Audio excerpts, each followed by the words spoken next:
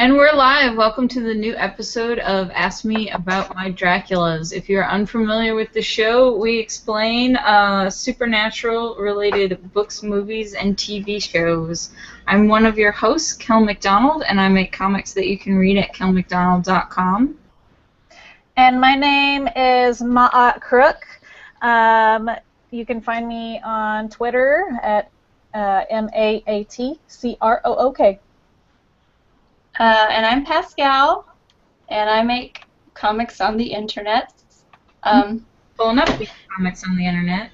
I make some comics that's on the internet.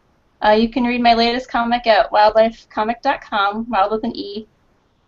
And I have an old comic that I did that you can read at zapcomic.com. So much comics. And today we're going to talk about Pascalle, our guest's comic, Wilde Life, which, Pascalle, can you just give the viewers a quick explanation of Wilde Life? I always like to say, like, it's a bearded man observes the antics of supernatural rednecks. It's about a writer who moves to a small town in Oklahoma, and it turns out the house he rented is haunted, and then he meets a werewolf kid, and things just get stranger from there. So far, there's 3 chapters, right? Mm-hmm. You just wrapped up chapter 3. It'll wrap up. I've finished drawing it, but it hasn't gone online yet. That'll be at the end of this month. You finished just the next chapter or the whole story? Chapter. Okay. Oh, I just finished drawing all of chapter 3. Okay. And I'm drawing chapter 4 now, but the rest of chapter 3 hasn't gone up yet. Okay. So, Wilde Life is pretty different from Zap. What made you make such a different change from, like, space opera stuff to kind of small town supernatural hijinks? Yeah, I call it rural fantasy instead of like supernatural fantasy. I was gonna say urban. Urban. Yeah. This is not very urban. No, it's rural. It's cows and monsters. Well, I did space opera for 11 years, and I didn't want to do the same thing. And I had started thinking about it in like 2010, just kind of wanting to do something with like ghost stories and urban legends and that sort of thing. And so I just kind of rolled around in my head for a while until I was like, yeah, I'll just kind of take a bunch of American mythology and turn it into a story. So that's what it is. So the main character's named Oscar Wilde. Mm-hmm. Not the Oscar Wilde, just an Oscar Wilde. He's not, as he said, a flamboyant Irishman. He's not. He's a Jewish kid from Chicago.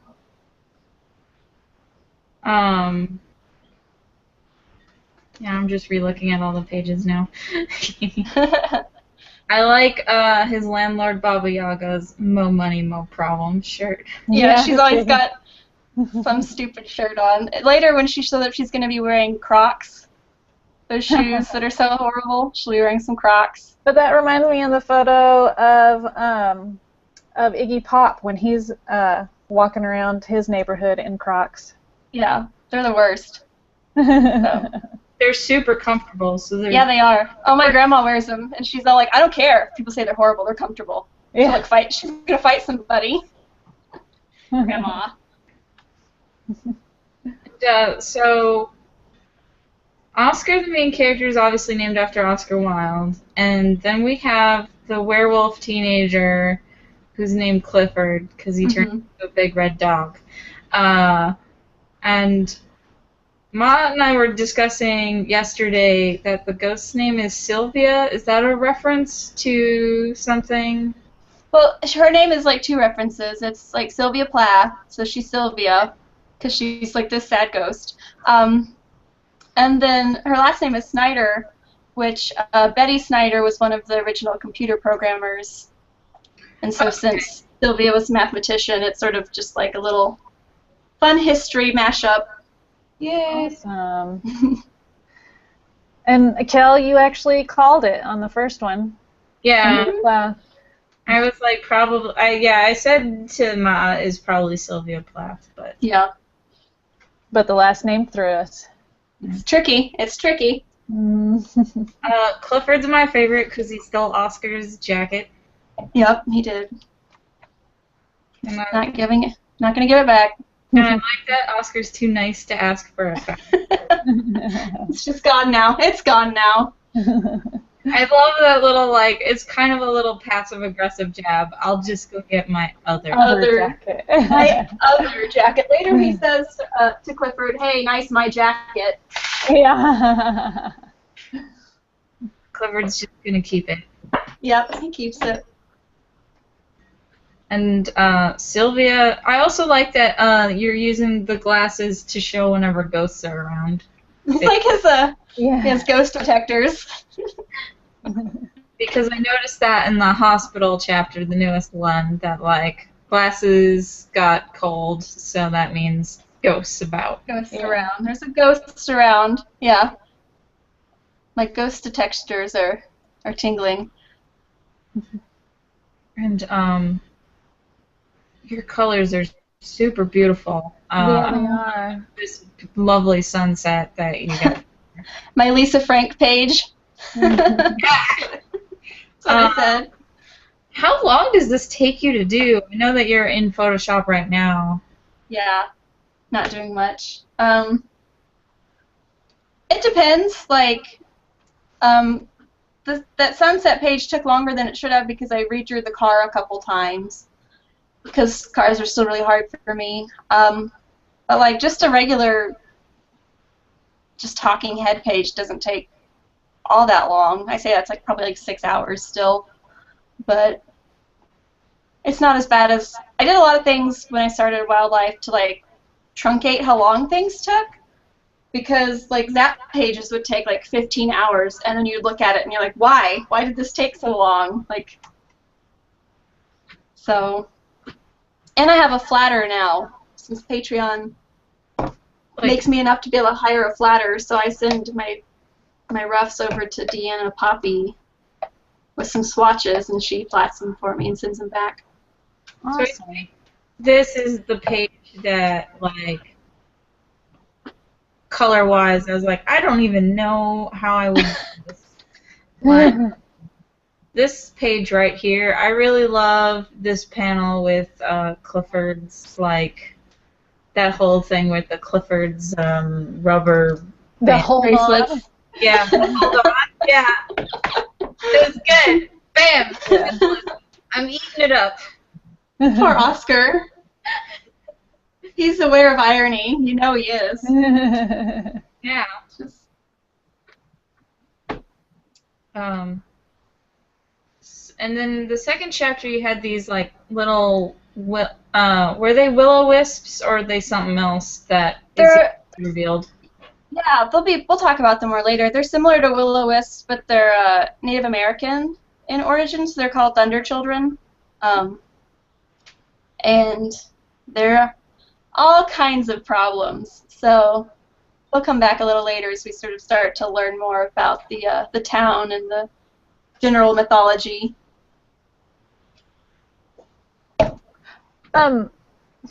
What ghost movies inspired you for Sylvia's character?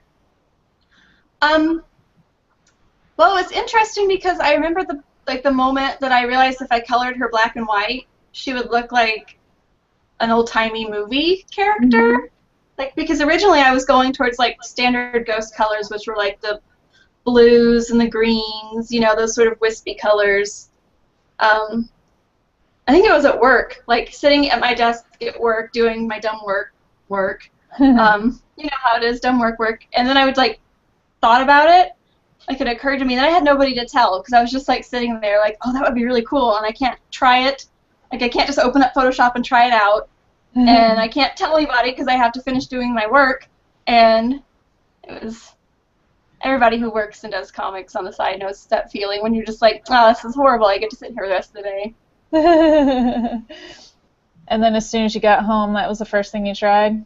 you know, like run home and like, what if I desaturate this part right here? Oh yeah, that looks, yeah, I like where this is going. I think I can work with this. So, rough stuff. Feel for everybody. And then what about the other monsters in the book? Like Clifford and... Yeah, like I knew I wanted to do something like that was horror, sort of horror, urban legends, those kind of things.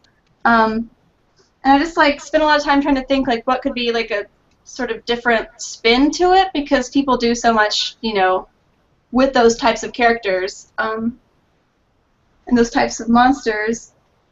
And I kept, like, at first I set the comic like in Georgia, because that's where everybody sets something that's sort of Southern Gothic, and I just couldn't figure out anything sort of fresh and interesting with it. And then I was talking with some people, just some friends, and we started talking about deer women, which is like a Cherokee mythological creatures, like these transforming women and that turn into deer and etc. Mhm. And like nobody, I feel like that's one of those things that like people outside of like Oklahoma or like reservations don't know about, those kind of monsters. And so I was like, what if I did one that was all about like local stuff and Native American stuff? And so that sort of started to feel a little different. And then like the animal people are figures in Native American, a lot of Native American tribes. And so I was like, well, what if I did werewolves as the animal people? So then that could tie into sort of an American tradition rather than like a lycanthrope origins. So more Walker rather than Wolfman stuff. yeah, yeah. What are some monster tropes that you would want to avoid in your story? Oh, I've joked that I don't want to ever do the like, since Oscar wears glasses, it's like super common in horror films and just in general for the character to lose their glasses, then like not be able to like run away because they don't have their glasses, and I'm never gonna do that. The whole like I can't see enough to just run. You know, like if he loses his glasses and there's a monster, he's just gonna get out of there and get some new glasses later. Because grand scheme of things, you can't buy new glasses if you're dead. If you're dead. Well, and you can, like, you know, even if you're super blind, you can still see, like, where the light is in front of you when it's blurry. Mm-hmm. It's like, I have glasses, so you can't act like, I mean, I know people have varying degrees of eyesight, but, like, if my glasses fell off, I could get out of there. So... I might trip over something. I'm super duper blind, so... Yeah, but you'd still go for it, you know? You wouldn't be like, I have to find these first. Where's my contact lens? In the, like, him running in the woods in that one scene, that might have been a problem for me, but, like, because it's dark and maybe I didn't see all those roots or something. Yeah, oh yeah. That's when I'd get eaten by the monster. I mean, I feel like running and falling, if you can't see, is one thing, but like literally when they stop and the monster is like right there and they're just like touching the ground, you know, where are they? Like Jinkies, guys, you know. No, there's not going to be any Jinkies moments.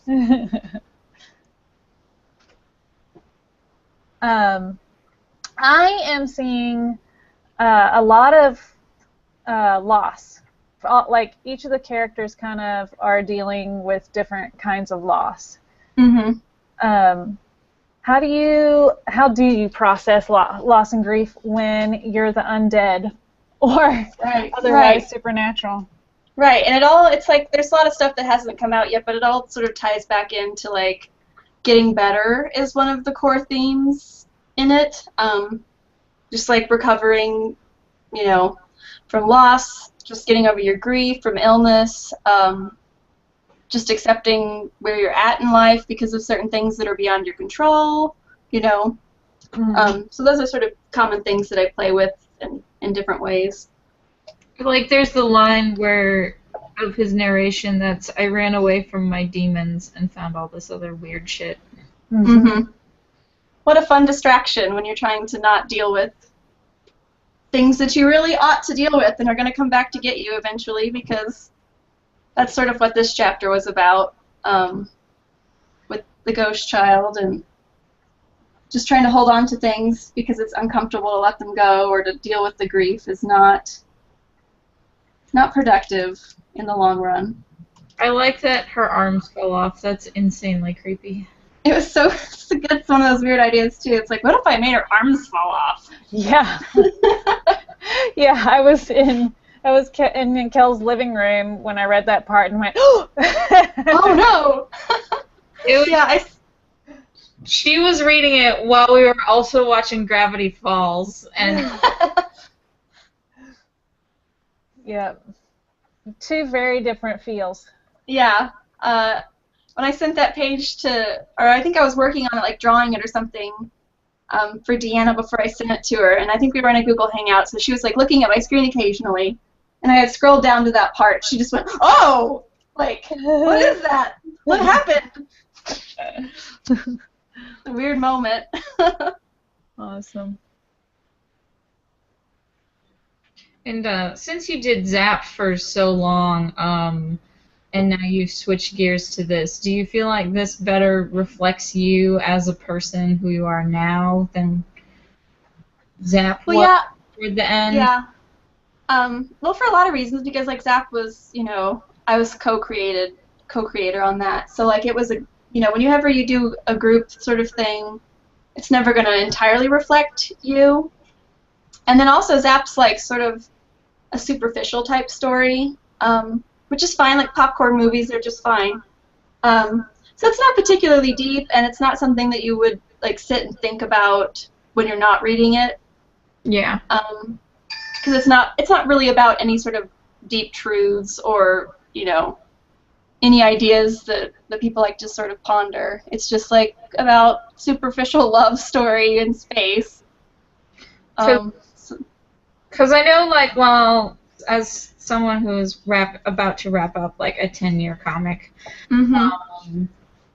I feel like Sorcery 101 now doesn't reflect me so much, and the beginning especially doesn't reflect who I am now. Yeah. And so I'm eager to move on to new things that do more accurately reflect. Yeah, and I mean 11 years, I think 11 years by the time you get through something about that long, that's about when you're done. Like, because enough has changed with you, what you're interested in, what more ideas could you have to bring to it, to something that you've worked consistently on for that long. So it's about the time to be wrapping something up, I feel like, when you get about that far into it. But it's funny because I changed, like Zap, I drew Zap in like Zap's art style, which is just this sort of like anime hybrid style. And in Wilde Life, I just draw it like how I've always naturally drawn. And there were a lot of people, I guess, who didn't ever really look at my DeviantArt or my Tumblr or anything else to see how like I drew outside of Zap.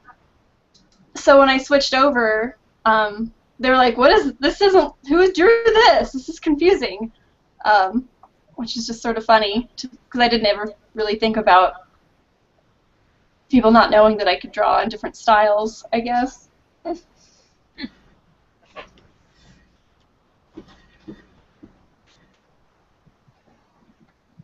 I like this bear. The white-faced bear. The bear with the bugs, with the spiders. Good bear. He is a good bear. He's a good guy. Dave and Oscar. Yeah, didn't eat them, so that's pretty good. And I liked how flimsy and obviously not the full truth Clifford's story is. I know. Through the woods, minding my own business. I know. Nobody else. I'm glad you picked up on it, because it's obviously he's not telling the truth, the whole truth of the situation, and nobody else has been like, that doesn't really make sense. I don't know if they just don't trust me as a writer and they don't want to be like rude. Like, that's kind of not very good story writing. Or they're just like, I don't know. I immediately saw through it because it reminded me of a story a friend told me about their brother getting shot. Oh, geez. And the story of this brother getting shot is, I was driving on the highway for no particular reason, and then I pulled over to the side of the road for no particular reason. And then this guy also pulled over to the side of the road for no particular reason. It's so strange. Shot me for no particular reason. Serendipity. Drove away, and no, I did not see what he looked like. What a chance happenstance. What a random happenstance. I can't believe that would happen to someone that way. I can't believe you would just be running through the woods, but your shirt's already bloody, even though you don't. Nobody's picked up on that, and I thought that was funny. Always wonder. I just thought it was genius writing because it's totally the kind of thing a teenager would say. Yeah, just you don't get the whole story. Yet. Maybe have time. That's why Clifford's my favorite, because he's terrible. He is. He's awful. He's all the stuff, like, I was the worst teenager. I was horrible. And I got away with everything because I was just a cute little girl and nobody cared. But, like, I look back on it now and I'm like, I should have been in trouble all the time. Like, I should have been suspended. I should have so many things, and I never even got in trouble. But yeah, that's why I like Oscar, because I'm black, and that's why I like Clifford. Sorry. I was thinking about the part where he's like, don't think that we're friends, Oscar. I'm just hanging out and giving you my number, and... I'm just bored. Like, in the next chapter he says, what is he? It's something along the lines of, I'm just hanging out with you because everybody I like hanging out with is still asleep. Like, just on the bottom. We're not going to get close. It's like whenever they survived the whole ghost hospital room thing, and he's just like, you look like shit. Now. Yeah, you look like shit, don't talk to me. Just Clifford, I'm really glad you're okay and we made it through this. Maybe I respect you a little bit now. What tools do you use? It looks like it's digital. Yeah, I just do it in Photoshop. I'm super rudimentary. Sort of thumbnailing this page right now, but I haven't got very far. But yeah, it's just Photoshop with like the basic tools, you know, just the stock stuff. You know, so nothing. I mean, I have a Cintiq, so that's pretty fancy, I guess. Mm-hmm. You can't act like that's not nice. So it is nice. But when I started, I was using like computer paper and a fountain pen. Was how I started making comics. So been all the way through. And then where do you do your lettering? Photoshop.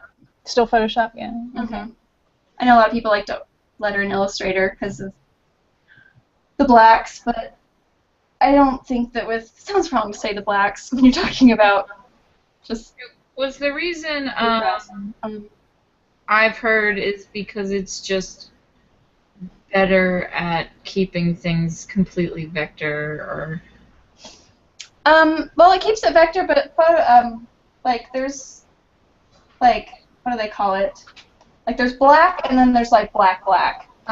Rich black. Yeah, rich black. And so it does a better job of letting you make things rich black in Illustrator.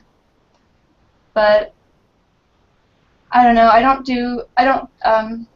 do kind of color channel knockouts or anything like that when I print, so I don't tend to worry about it too much because there's already so much going on my pages. I don't know.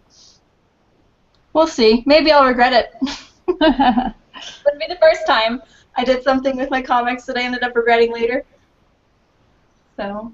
I haven't seen that ridiculously bright blue that is unprintable, so. Yep. I tend to, now I know about, you know, when I started I didn't know anything. I didn't know about RGB, CMYK, or anything. And now I use mostly these swatches that are color safe. So like, if you start off with colors that are already kind of okay to print, you end up a little better when you're doing your pre-press stuff than when you're using those impossible RGB tones. Mm-hmm.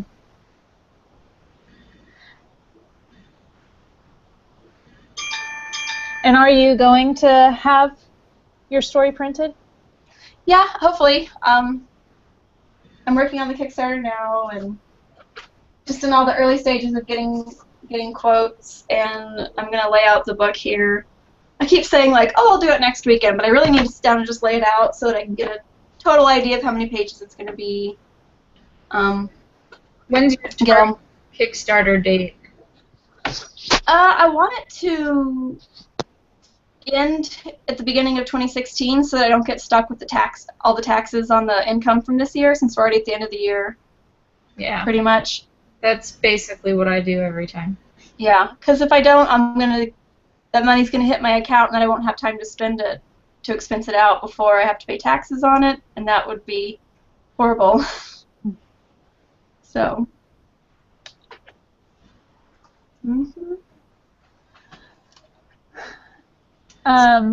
If someone were to make this story into a movie, who would you cast as like the directors, the actors? I don't know. 'Cause I don't I'm not one of those people who I guess dreams about making movies or making animated TV shows instead of comics. Like I just want to make the comic. But so I always let fans know, who would you cast? And they always say people that I'm like, well, that's wrong. You didn't pick them. I don't know who it should be, but not that. So I don't know. I'm the worst. I don't know. I think they should pick somebody Jewish to play Oscar, and that's pretty much everybody else. I don't care. Well, I feel like they should stay the same race, I guess, but that's all. Don't make the brown people white. Mhm. Yes, please, for everything, don't make them. For everyone. I would appreciate it if no, they should never do this, but I like a natural redhead to play Clifford. Yeah. I would like if he had freckles. That'd be great. Oh my gosh, that would be adorable. It'd be so cute. I'm too lazy to put freckles on him. But I really like practical effects movies. So I was like, if they made all of the monsters giant puppets, that would be so fun. But I don't think that you could really pull that off anymore.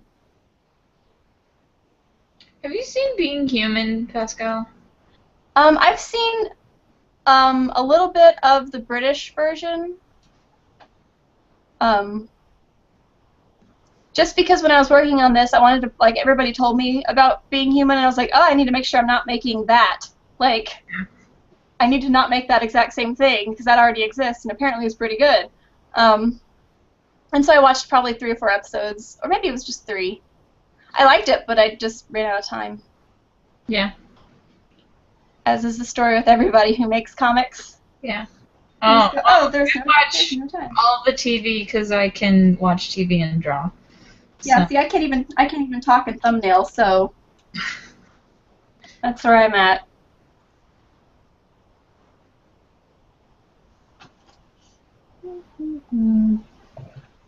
What are some of your favorite monster movies or supernatural movies?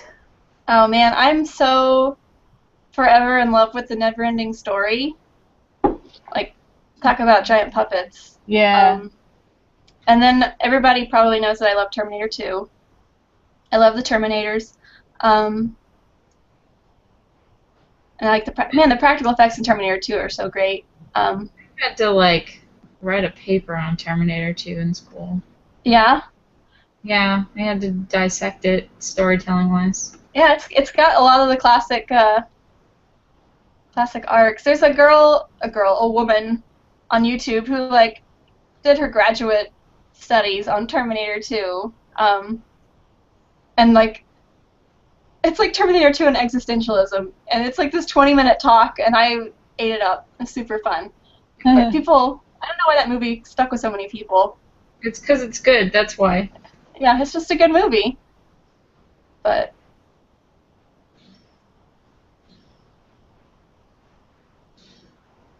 Terminator 2, Never-Ending Story.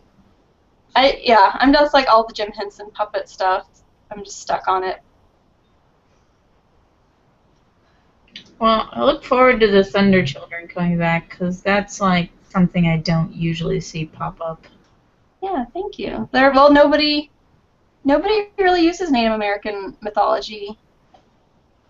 Like, it's a lot of times it's like very European. Like, we take the European. It was like, I've recently been watching X-Files for the first time. Yeah. And there was an episode on Native American skinwalkers. Yeah, skinwalkers. Me and my friend Molly, who I've been watching it with, talking about there's like 2 years in the 90s where everyone did like 1 or 2 episodes about Native Americans. Yeah. It was usually just skinwalkers, though, wasn't it? Like, you didn't get much into it. Like, it'd be a skinwalker, or it'd be a Wendigo, or it'd be, like, super service stuff, you know? Yeah. And then it was like, and then we're done. Mm-hmm. And then all of Hollywood decided they're done, they don't need to do anymore. Yeah, well, like, they would do a Native American episode, but it would be, like, super stereotypical, Yes. like, gross, offensive, like, Native Americans are nature shamans, and they run around the forest. And it's like, no, they have cars and jobs. Yeah. Yeah. Yeah, there's a lot of people who think that, like, people in Oklahoma, like, we still ride horses. Like, no. I've had people go, do you ride horses? Do you have horses? Like, it's not the Wild West. I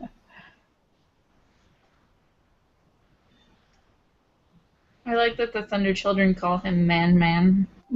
Yeah, they call, because he's not anything special. He's just, Yeah. He's a man. He's not a wolf man or a coyote man or anything like that. And I like the Wolf Girls. They're the worst. I hope they get in more fights with Clifford. I like that they're just terrible. They're girls and they're terrible and it's fine, you know? Yeah, no, they should hang out with the cast of Misfits of Avalon. They would probably all get along. It'd be a disaster. Destroy everything. Yeah.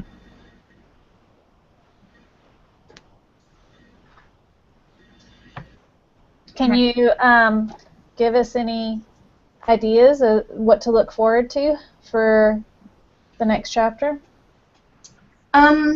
Without spoiling anything? Yeah, well, next chapter goes back, they go back to the woods, and so you get sort of a little bit more of a continuation on the spiders and the white-faced bear and what's going on there, and you learn a little bit about what's going on with Clifford.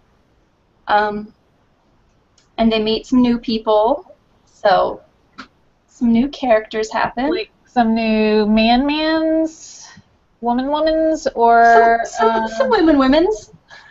Or creatures. Some new women-womens, some new monster ladies. One monster lady, one regular lady. Okay. So, meeting some new people. I'm amazed that Clifford's mom hasn't figured out he's running around like a wolf. That's Oscar won't leave Clifford alone about it. In the next chapter, he just keeps being like, "Well, what if like you changed when you were a baby? Like she would have seen it." And Clifford's just not gonna hear it. Like not gonna hear it. I am a master of keeping secrets. I'm so secret. And it's so funny because when you're like a teenager, you think, I mean, there's definitely stuff that I kept secret from my parents, but like they know a whole lot. You think you're being super sneaky, but they know a whole lot. Yeah. They just talk about it when they're alone in their bedroom and then sigh. Yeah. Like they just decide that either like it's not hurting you or anyone for you to have that secret, so they let it slide.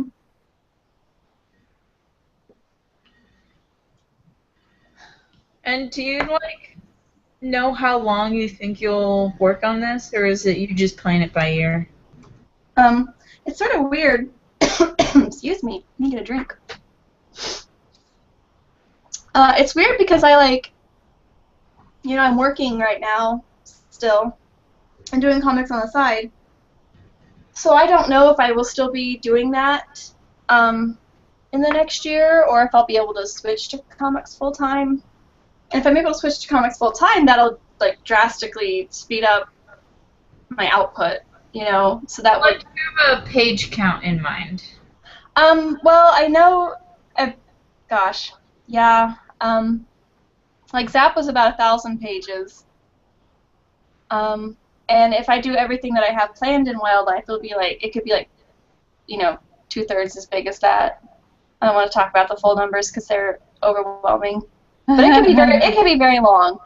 But if I don't get to do comics full time, then I'll probably chop a lot of it up, make it a little denser, and then have it be about as long as Zap. Okay. So. Because I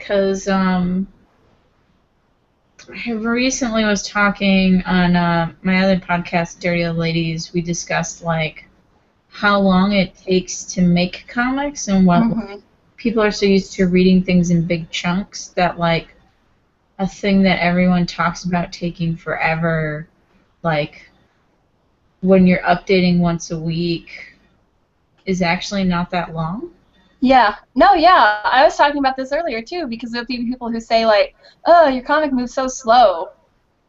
Or they'll complain about the pacing of, like, a 4-page scene because it took 2 weeks to get through it. And I was like, when you read that altogether, it's not, like, you can't look at it from that angle. Like, you can't imagine that I thought that the intended pacing would be read a page, wait a week, read a page, wait a week.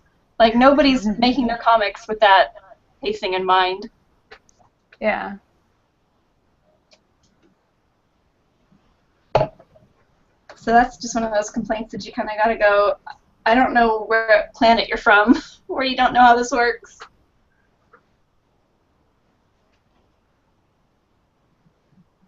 Do you have a favorite character? Like, even just if you have a favorite character depending on your mood or whatever. Yeah, who's your favorite character today? I always really like Clifford, just because he's funny. And he and Oscar are fun to write together because the way they just sort of bicker. Or really, it's Oscar making fun of Clifford and Clifford not realizing it. But there's some characters coming up that I really love. Like Eliza, because she's really cool. She's got her act together. She knows what's going on more than anybody else in the story, but she doesn't really. She kind of keeps information tied down. So we're gonna get some Baba Yaga and her dogs that are also children. Yes, yeah. Everybody kind of comes back. By and by, because it's like you're meeting everybody in town, and then sort of see how they're connected to each other. Like, I moved to a small town with my family when I was in 3rd grade, and so there's a lot of that sort of sense of, like, I used to live in a big town, big city, then I moved to this little town, and, like, everybody, I kept being like, they would ask me, who'd you meet today? And I'm like, oh, I met so-and-so, and they're like, well, that's my cousin. And it happened, like, all day long, and I was like, Mom, everyone here is cousins. Like, this place is ridiculous. And so there's sort of that sense of, like, they all know each other's business. Everybody knows everybody, but, we don't know how they all know each other yet. That reminds me of the town I grew up in, because I grew up there my whole life, and I just remember going over to a kid I had just met's house, and then their mom would be like, oh, you're Patrice's daughter. I remember that we used to go watch TV at your mom's house because they were the first kids on the block to have a colored TV because your grandpa was a TV repairman. And I heard that from multiple kids' parents.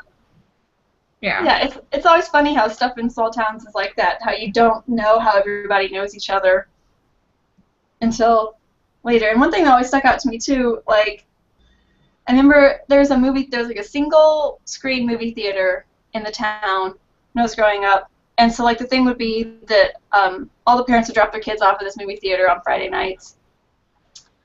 And so I was up there with all my little friends who were probably, like, 11 or whatever. And it was my first time going to the cool kids theater. And, my parents gave me money for the concession stand.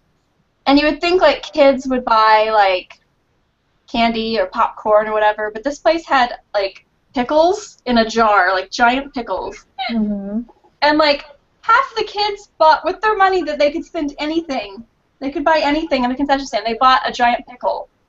And I just remember thinking, like, this is like Children of the Corn. This is so strange. I'm standing there, and there's all these just, like, blank-eyed children eating pickles outside of this movie theater. It's just so weird. So, there's some of that in wildlife. Well, because the show's called Ask Me About My Draculas, I feel like we're obligated to ask, will there be any Draculas or anything close to a Dracula in... Well, I do have plans for, like, a vampire-esque chapter. It would be way in the future. But, like, in like, sort of Native American lore, sort of there's a similar, like, skinwalker is kind of similar, but there's also ravenwalkers are pretty similar in that they sort of, like, soul-eating, like, suck it out of you sort of monsters in the night. You know, we are shadows, those kind of creatures. And I have a plan for a ravenwalker, so there's that. So that's kind of a Dracula. It's sort of a Dracula. It's Dracula tangent, you know. Tangential Draculas. Mm-hmm. Ask me about my tangential Draculas. That's my new band name, Tangential Dracula. You could put them in the Dracula Venn diagram. They'd overlap a little bit. We're getting close to an hour, so I think we should wrap up. Anything like that we've overlooked that you feel like we should know, Pascal, or anything you want to say that you have coming up or anything like that? No, just if you like the comic, be on the lookout for my Kickstarter here at the end of the year, and if you really like it, I've got a Patreon you can check out. But other than that, new pages twice a week, and my cat just made a noise, so that's for everyone to enjoy. So, and I did this thumbnail, so that was exciting. Yeah, we're productive. Yeah, you did a lot. I drew this Misfits page. And I drew some fan art. I know, it's very cute. I Very nice. need to draw you a Clifford. I keep not having time. I made Clifford too small. Maybe That's how I get you. It's Clifford's kid. Teacher. It's some AU stuff, you know. Clifford AU. Yeah. But yeah, no. Eventually, I'll give you fan art because I love this comic. Well, thank you. That makes me happy. Here's hoping I can quit my job soon and make a lot more of it. So. Yeah. All right. So I have something. Look for Harrow County, #5. It came out on Wednesday, and I've got some things in it. Ooh. Oh yeah, that would also be Royal Fantasy. It all comes together. Yeah. Monsters in the Country. It's the new cool thing. All right. Thanks everyone for watching. Thanks Pascal for coming on as a guest. Yay. See you guys in our next episode's going to be in October because I will be at Rose City and then at Topodicon, so we won't be able to record for a little while. And I'll be walking around Rose City. So yeah, you can say hi to my aunt and I at Rose City. Yay. Yay. Are you doing anything next, Pascal? Well, I was supposed to be at Emerald City, but I have no idea what's going on with the exhibitor tables. You should email them because I had to like poke them a bunch of times about it. They were like, oh yeah, we approved you and we just never sent you the email. Well, that's not good because they said they couldn't find our application or something. So it may not be at Emerald City this year, but I'll try to figure out some stuff for next year because I'll hopefully have a book that I will want to give to people. So. Okay. Yeah. Once again, thanks everyone for watching. I'm going to hit the stop broadcast.